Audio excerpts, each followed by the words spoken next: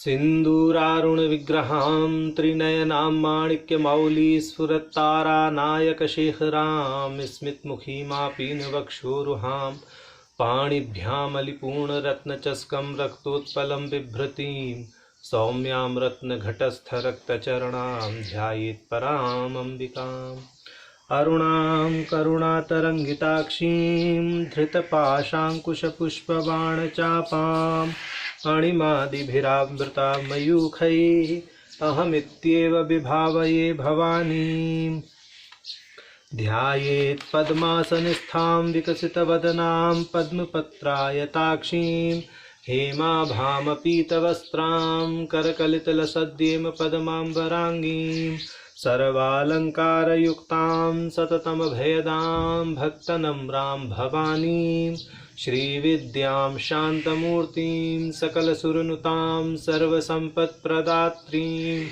नारायणी नमोस्तुते। ललिता सहस्रनाम सौभाग्य भास्कर भाष्य की श्रृंखला में हम भगवती के प्रारंभिक 151 नामों का जो व्याख्यान है भास्कर राय जी द्वारा किया हुआ वह देख चुके थे। अब क्रमशः 152 से 159 इन 8 नामों का आज भाष्य देखते हैं। तो इन 8 नामों का पाठ कर लेते हैं।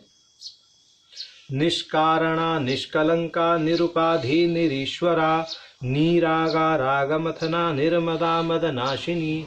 तो ये 8 नाम भगवती के क्रमशः हैं। तो इनमें 152वां नाम है निष्कारणा। निष्कारणा नाम का सीधा सीधा अर्थ होता है जिसका कोई कारण ना हो या जो सबका कारण हो। माने निशेष कारण, सबका कारण जो है वो इस दृष्टि से, और निष्कारणा माने जिसका कोई कारण नहीं है, जो कारण विहीन है, इस दृष्टि से। अब यहाँ भाष्यकार क्या करेंगे कि श्वेता श्वेतर उपनिषद की श्रुति के आधार पर भगवती के निष्कारणा नाम का विमोचन करते हैं, उसके रहस्य को खोलते हैं। तो ये कहते हैं सर्व कारणस्य कारणांतरा भावात निष्कारणा, कि सबका कारण होने से वो निष्कारणा है और उसके कारण का अभाव होने से भी वह निष्कारणा है, ऐसा भाष्यकार ने साधारण अर्थ किया।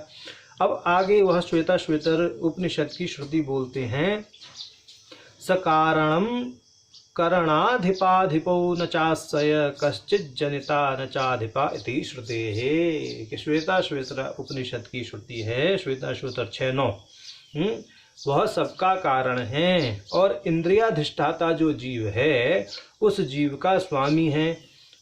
उनकी ना तो उत्पत्ति, उनका ना कोई उत्पत्ति करता है और ना ही कोई उनका स्वामी है। तो इस दृष्टि से भगवती को निष्कारणा कहा गया है। अब आगे इसका दूसरा अर्थ करते हैं निष्कारणा का। तो निशेषम कारणम प्रथमम यस्याम इति वा।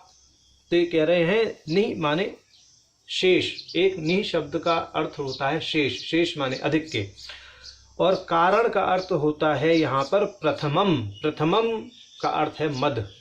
कौलाचारी जो साधक हैं, शाक्त साधक, वो प्रथमम द्वितीयम तृतीयम चतुर्थम पंचमम ये पंच मकार से जोड़ करके देखते हैं, जिसमें प्रथमम मकार होता है मध्य। तो कहते हैं कि जो प्रथमम रस से परिपूर्ण है, यानी आनंद रस से परिपूर्ण है, तो अत्याधिक, निहि माने अत्याधिक और कारणम माने आनंद है जिनमें, वह भगवती हैं निष्कारणा। ऐसा आ गया। तज्जन्यानंदवतीत्यर्थः महापद्यवनांतस्थाम कारणानंद विग्रहाम इति वचनात्। तो ये कह रहे हैं जो सहस्रार पद्म में, यानी सहस्रार चक्र में जो स्थित पद्म है, उस पद्म से जो आनंद रस क्षरित होता है, उस आनंद, वह आनंद रस ही उन भगवती का स्वरूप है। और उन भगवती का स्वरूप आनंद यानी कारण होने के कारण और अत्याधिक आनंद होने के कारण वह निष्कारण है। यहाँ नि का अर्थ अधिक और कारण का अर्थ आनंद लिया जाए, तब इस तरह के अर्थ की निष्पत्ति होती है, ऐसा भास्कर राय जी का कथन है। अब अगला नाम आता है भगवती का 153वां निष्कलंका। कलंक माने पाप के। तो जिनमें किसी प्रकार का कोई पाप नहीं है, कलंक नहीं है, ऐसी भगवती की संज्ञा है निष्कलंका। तो भास्कर राय जी इस विषय में क्या कहते हैं, उनका कथन देखते हैं। कलंकः पापम तद अभावात निष्कलंकाः, कि कलंक पाप को कहते हैं और तद अभावात माने उस पाप का अभाव होने के कारण भगवती की संज्ञा निष्कलंका कहलाती है। अब शुद्धम अपाप विद्धिमिति श्रुतेः, अब ये ईशावास्योपनिषद का वचन है। शुद्धम अपाप विद्धिम, इस श्रुति से जो चित्त तत्व है वह भी निष्कलंक सिद्ध होता है, ऐसा। अब आगे भगवती का 154वें नाम देखते हैं। तो 152, 153वें नाम की हमने व्याख्या देखी। अब 154वें नाम की व्याख्या देखते हैं। 154वां नाम है निरुपाधि। तो निरुपाधि निरुपाधि क्या है, कहते हैं उपसमीपे। पहले तो निरुपाधि का सामान्य अर्थ है जो उपाधि से अतीत है, उपाधि से रहित है, उसका नाम है निरुपाधि। तो उपसमीपे आदधाति स्वयं धर्मम इत्युपाधि, यानी जो समीप रहने पर अपने धर्म को प्रदान कर दे उसे उपाधि कहते हैं। जो समीप रहने पर अपने धर्म को प्रदान करे उसे उपाधि कहते हैं। तो यहाँ पर जो है ऐसे समझना चाहिए कि जैसे स्फटिक मणि है, स्फटिक मणि के समक्ष यदि आप जप पुष्प को रख दें, लाल रंग के गुड़हल को फूल को रख दें, गुड़हल के या गुलाब के फूल को रख दें लाल रंग का, तो वह स्फटिक की मणि भी लाल दिखाई देने लगती है। तो इस दृष्टि से जो है वह उपाधि कहलाती है, माने समीप रहने पर जो अपने धर्म को प्रदान कर दे उसे उपाधि कहते हैं। तो यहाँ पर इस दृष्टि से कह रहे हैं कि भगवती को कोई भी अन्य धर्म नहीं छू सकता। अन्य धर्म क्या है, माने कोई भी उपाधि उसको नहीं छू सकती, वह सर्वथा सभी उपाधियों से अतीत हैं, ऐसा कहने का तात्पर्य है। अब कहते हैं तद्वच्चितेर भेदेन भाने अविद्योपाधि तदरहिता निरुपाधि ही। अब ये कह रहे हैं कि अविद्या भी एक उपाधि है। जैसे अभी गुड़हल के पुष्प का हमने उदाहरण दिया, इसी प्रकार से अविद्या भी एक उपाधि है। गुड़हल का पुष्प स्फटिक मणि के पास होता है तो स्फटिक मणि में अपनी लालिमा का आधान कर देता है। ऐसे ही अविद्या के संपर्क में जो आता है, अविद्या उसमें अज्ञान का आधान कर देती है। तो अभी यहाँ कह रहे हैं कि जो अविद्या नामक उपाधि है, अविद्या जो है वह अविद्या के कारण जो भेद ज्ञान होता है वैसा भेद ज्ञान भगवती को व्याप्त नहीं करता, यानी वह इस अविद्या से अतीत होने के कारण, इस अविद्या से रहित होने के कारण, अविद्या रूपी उपाधि से रहित होने के कारण में निरुपाधि ही कहलाती हैं, ऐसा भाष्यकार जी कह रहे हैं। यद्वा, अब वो कह रहे हैं कि इसका दूसरा अर्थ है, माने अन्य अर्थ कर रहे हैं अब निरुपाधि नाम का। निष्कलंकत्वात् असाधारण धर्मेषु साध्येषु देव्यास्तादात्म्येन हेतुत्वेन निरुपाधित्वं नाम व्याप्यत्व असिद्धि अभावः सत् हेतुः इत्यर्थः। सखंडोपाधि अखंडोपाधिश्चेति द्विविधेरपि धर्मैः शून्येति वा। ये कह रहे हैं कि भाई ऐसा है, जो निष्कलंकत्व है, उस निष्कलंकत्व आदि जो असाधारण धर्म है, उन असाधारण धर्मों में देवी का तादात्म्य होने से, यानी वो तो निष्कलंक हैं, निष्पाप हैं, तो उनमें उपाधि कैसे हो सकती है। निष्कलंकत्व जो है भगवती का क्या है, असाधारण धर्म है। तो उसमें निष्कलंकत्व में भगवती का तादात्म्य होने से उनकी निरुपाधिकता सिद्ध है, माने उनको किसी भी प्रकार का कलंक, यहाँ उपाधि को कलंक ही कह दिया है जो है भाष्यकार ने, तो उनको किसी भी प्रकार का कलंक व्याप्ता नहीं है, किसी प्रकार का कलंक उनमें नहीं जो है पाया जाता। ठीक, तो वह किसी भी प्रकार के संपर्क से दूषित नहीं होती, इस दृष्टि से कह रहे हैं। ठीक है, इस दृष्टि से वह निरुपाधिक है। अब इन्होंने आगे ये भी कहा है कि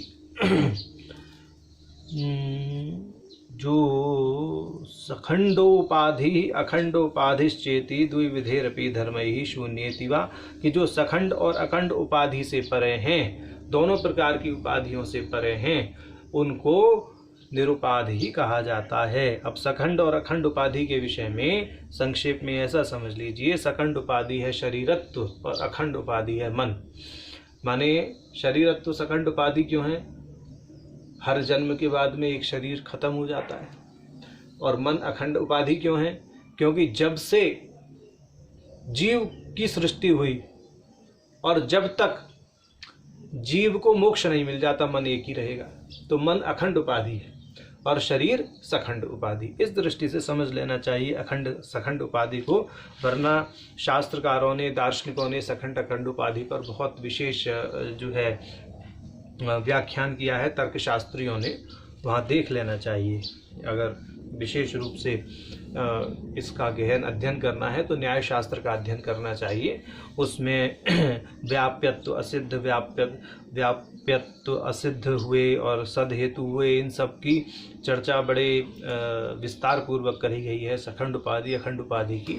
तो यहाँ चूँकि विषय विस्तार भय से सिर्फ संकेत मात्र करके आगे चल रहे हैं, तो इस प्रकार ये भगवती का 154वां नाम निरुपाधि का जो भाष्य है वह हमने देखा। अब 155वां नाम जो भगवती का है वो है निरीश्वरा। निरीश्वरा माने जो सबकी अधिष्ठात्री हैं, निशेषाणाम ईश्वरा, यानी जो सबकी अधिष्ठात्री हैं या जिसका कोई ईश्वर नहीं है। दोनों ही दृष्टि से भगवती के नाम का यहाँ पर व्याख्यान भाष्यकार करेंगे। तो भाष्यकार कहते हैं, मीमांसा शास्त्रम सांख्य शास्त्रं च द्विविधम शेश्वरम नीश्वरम चेति तद उभय रूपत्वात् निरीश्वराः सर्वेषाम ईश्वर्याः ईश्वरांतरा भावात्वा।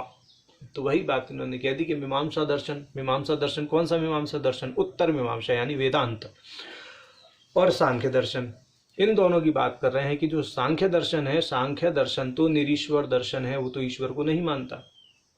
और जो वेदांत दर्शन है यानी मीमांसा उत्तर मीमांसा शास्त्र है, वो शेश्वर है, यानी वह ईश्वर को मानता है।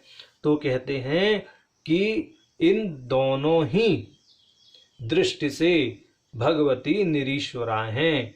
कैसे? तो वेदांत दर्शन क्या कहता है? वेदांत दर्शन कहता है कि वह परमात्मा ही सबका स्वामी है। तो सर्वेषाम ईश्वर्या, इस दृष्टि से तो निशेषाणाम ईश्वरा इति निरीश्वरा, यानी सभी की जो स्वामिनी है, सभी की जो अधिष्ठात्री हैं, उनका नाम है भगवती ललिता, उनकी संज्ञा है निरीश्वरा। ये और सांख्य शास्त्र की दृष्टि से कह रहे हैं ईश्वरांतरा भावात्वा, कि चूंकि वह ईश्वर को नहीं मानते तो भाई अब यदि भाव रूप भगवती हैं तो अभाव रूप भी भगवती हैं। अगर सांख्य शास्त्र ईश्वर का अभाव मानता है तो वो जो ईश्वर नहीं मानता तो ईश्वर का ना होना भी वहाँ पर निरीश्वरा जो कहा गया है, तो भाव रूप भी भगवती अभाव रूप भी भगवती, तो वहाँ जो अभाव रूप निरीश्वर कहा गया है वह भी भगवती ही है, उसके अतिरिक्त कुछ नहीं है। तो इस प्रकार से भाष्यकार जी ने निरीश्वरा नाम का भाष्य किया है। अब आगे 156वां नाम भगवती का है नीरागा। नीरागा माने राग से रहित हैं, जो किसी प्रकार का राग नहीं है जिनमें, उन भगवती का नाम है नीरागा। क्या कहते हैं इसको देखते हैं, इनकी भाष्य को। भाष्यकार कहेंगे भाष्य में, अथान्तःकरण भेदानाम आत्मत्व निरासाय अरिषड्वर्ग त्यागस्य साधनत्व बोधनायश्च राग इच्छा तद अभावात् अवाप्त सकल कामत्वात् निरागा।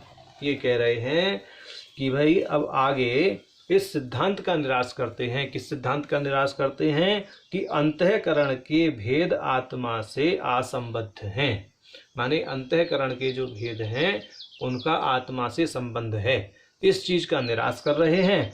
और यह ख्यापित कर रहे हैं कि जो वैराग्य है उससे षड रिपु जो हैं, 6 शत्रु जो हैं मनुष्य के, उन पर विजय प्राप्त की जा सकती है। तो यानी अंतःकरण के जो विकार हैं, अंतःकरण के जो भेद हैं, उनमें उनका आत्मा से संबंध नहीं है। एक तो ये चीज बता रहे हैं। दूसरी चीज ये बता रहे हैं कि जिस जीव को, जिस व्यक्ति को, जिस साधक को वैराग्य हो जाता है तो वो षड रिपु पर विजय प्राप्त कर लेता है। तो वो षड रिपु कौन से हैं? तो षड रिपु काम, क्रोध, मद, लोभ, मोह, मात्सर्य, ये षड रिपु हैं। तो इन 6 रिपु जो है, इन 6 रिपुओं पर जो है वैराग्य से विजय प्राप्त की जाती है। अब इस बात को आगे कह रहे हैं कि राग इच्छा तद अभावात अव्याप्त सकल कामत्वात निरागा। ये जो भगवती हैं उनमें राग माने इच्छा के, इच्छा का अभाव होने से, इच्छा का अभाव उनमें क्यों है? क्योंकि आप्त सकल कामत्वात, उनकी समस्त कामनाएं सदैव पूर्ण ही रहती हैं, इसलिए उनमें किसी प्रकार की कोई इच्छा ही नहीं होती। तो जिसकी सदैव सभी कामनाएं पूर्ण रहें तो उसमें किसी प्रकार की इच्छा होगी ही नहीं, किसी प्रकार का राग होगा ही नहीं। तो इस दृष्टि से भगवती को यहाँ पर जो है नीरागा कहा गया है। तो जिसकी समस्त इच्छाएं सदैव पूर्ण रहें, ऐसी भगवती का नाम है नीरागा। उन्हें किसी प्रकार का भी कोई राग नहीं होता। अब दूसरी चीज होती है कि राग अब भगवान के प्रति राग हो जाता है भक्ति में, तब उसको कह रहे हैं कि भाई भक्ति भी तो एक प्रकार का राग है। अब उस चीज पर आगे बोलते हैं भाष्यकार जी, अथवा द्वेष प्रतिपक्ष भावात रस शब्दाश्च राग इति शांडिल्य सूत्रे भक्तिरपि राग पदवाच्यत्वात् अभिधानात् तन्निष्क्रांतेत्यर्थः। अब ये कह रहे हैं कि भाई जो भक्ति है, भक्ति भी तो राग का पर्याय है, भक्ति भी तो रस का पर्याय है। एक भक्ति रस होता है, भक्ति में राग भी होता है भगवान के प्रति। तो उसकी दृष्टि से कह रहे हैं कि द्वेष प्रतिपक्ष भावात रस शब्दाश्च राग, कि द्वेष के सर्वथा विपरीत स्वभाव वाली होने के कारण रस शब्द से जिसको स्पष्ट किया जाता है, ऐसी भक्ति या राग या रस जो है वो भगवान के प्रति राग ही तो है। और इस प्रकार की भक्ति से भी जो परे हैं, माने जो भगवती हैं वह एकमात्र हैं। जब वह एकमात्र ही हैं तो वह किसकी भक्ति करेंगी? इस दृष्टि से कह रहे हैं भक्त के लिए तो भक्ति भगवान की हो जाएगी, परंतु जो भगवान ही है वह किसकी भक्ति करेगा? तो भगवती किसकी भक्ति करेंगे? माने उनमें उस प्रकार का भी राग नहीं है, भक्ति वाला राग भी उनके अंदर नहीं है, क्योंकि वह एकमात्र चिति स्वरूप हैं, परम तत्व हैं। तो परम तत्व किसकी भक्ति करेगा? तो हम लोगों में तो भक्ति का राग हो सकता है, परंतु भगवती में उस प्रकार का राग भी नहीं है। वह अपनी भक्ति थोड़ी करेंगी, वो तो अपने आप में परिपूर्ण है। तो इस दृष्टि से भी वह सर्वोच्च होने के कारण में नीरागा हैं। अब आगे कहते हैं, हाँ, नीरागा तीसरा अर्थ कर रहे हैं नीरागा का, नीरम जल मगह पर्वतः तद उभय रूपावा। नीर का अर्थ है जल, मग का अर्थ है पर्वत। तो जो जल और पर्वत यानी नीरम अगह, यानी नीर का अर्थ हो गया जल और अग का अर्थ हो गया पर्वत। तो जो जल और पर्वत के रूप में अभिव्यक्त हैं, समस्त सृष्टि पर जो जल और पर्वत हैं ये भगवती का ही स्वरूप हैं। इस दृष्टि से भगवती नीरागा कहलाती है। कहते नहीं भगवती धरती की उपासना करते हैं तो उसमें एक पद बोलते हैं पर्वत स्तन मंडले। तो ये भगवती के स्तन है, माने जो पर्वत हैं भगवती के स्तन है, और इनसे जो जल धारा निकल रही है वह भगवती का दुग्ध है। तो इस स्तन से, अपने जल रूपी दूध से वह समस्त जीवों का पोषण करती हैं, वह नीरागा हैं, ऐसा। ठीक। अब आगे भगवती का 157वां नाम है राग मथना। मथना माने नष्ट करने वाली, राग को नष्ट करने वाली, जो समस्त प्रकार के रागों को नष्ट कर देती हैं, उनका नाम है राग मथना। अब कहते हैं भाष्यकार, भक्तानाम वैराग्य दानेन रागम मथनात् इति रागमथनी, कि भक्तों को वैराग्य प्रदान करके उनकी राग का नाश करती हैं। तो यहाँ राग का अर्थ योग सूत्र के अनुसार ले रहे हैं ये, ठीक है। अब ये कह रहे हैं कि जो योग सूत्र है ना, दूसरे अध्याय 2-3, दूसरे अध्याय का तीसरा जो है वो उसमें दिया हुआ है 2-3। अविद्या, अस्मिता, राग, द्वेष, अभिनिवेश, ये 5 कलेश बताए गए हैं। तो उसमें जो राग है, राग की परिभाषा करते हैं ये दो साथ में, सुखानुशयी राग।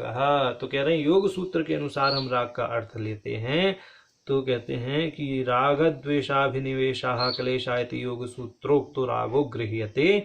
तो सुख की प्रतीति के पीछे रहने वाला जो कलेश है वो राग कहलाता है।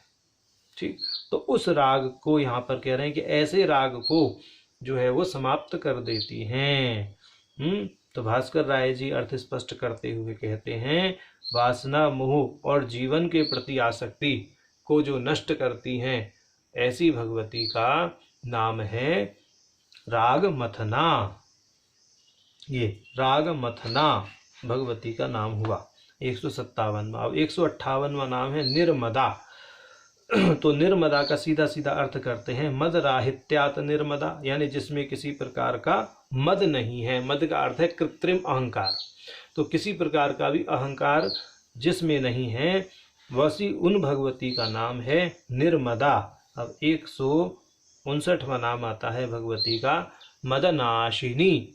तो मदनाशिनी, मदम नाशयति, मदनम धत्तूरम अश्नानीति वा मदनाशिनी, की जो भक्तों के मद यानी अहंकार, कृत्रिम अहंकार का नाश करती हैं, ऐसी भगवती का नाम मदनाशिनी है। अब दूसरा अर्थ इन्होंने कर दिया, अथवा मदनम धत्तूरम, की जो मद है, मद का नाम है मदन, मदन का नाम है चिंता। मदनम धत्तूरम यानी मदनम का नाम हो गया यहाँ चिंता। और अशनी, अशनी का अर्थ हो गया उसको समाप्त करने वाली, यानी मदन को समाप्त करने वाली, चिंता को समाप्त करने वाली भगवती का नाम है मदनाशिनी। तो इस प्रकार से भगवती के ये 8 नाम हमने देखे 152 से 159 तक। ठीक, नारायणी नमोस्तुते। ओम नमो नारायण।